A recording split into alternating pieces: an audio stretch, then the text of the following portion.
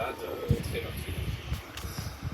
J'ai dit vendredi très clairement que la France était préoccupée par la prolifération nucléaire, par le rapport qui avait été fait par l'AIEA et les activités nucléaires en cours de l'Iran, et que celle-ci constituait une menace très claire, existentielle pour Israël, puisque le régime iranien dénonce chaque jour, mais une menace pour toute la région et même pour nous-mêmes. Car à la fois le programme Activity, le programme balistique et le programme nucléaire iranien sont des menaces. Ça ne veut pas dire pour autant que j'ai cautionné quoi que ce soit.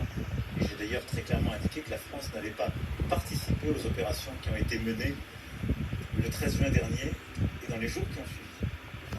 Et j'ai rappelé que la position de la France était claire et constante. Nous considérons que ces sujets, c'est-à-dire la prolifération balistique comme nucléaire, doivent se régler autour d'une table de négociation dans le cadre international et doivent conduire ensuite à un suivi par les agences internationales compétentes en la matière. Et donc, nous appelons le plus vite possible à un retour des discussions de toutes les parties prenantes, à ce qu'aucune escalade ne soit conduite.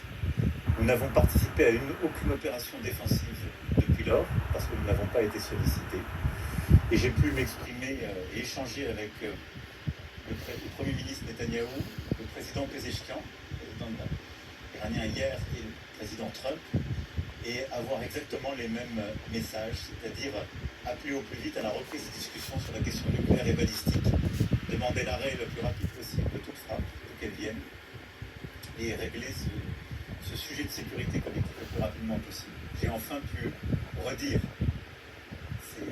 et vendredi et samedi, à l'ensemble de ces protagonistes, combien ce qui se passe aujourd'hui, et qui nous inquiète tous évidemment beaucoup dans la région, ne doit pas nous faire oublier la situation à Gaza. Le cessez-le-feu est un impératif.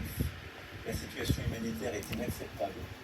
Et donc nous devons absolument obtenir un cessez-le-feu, la libération de tous les otages et une reprise de l'aide humanitaire à Gaza.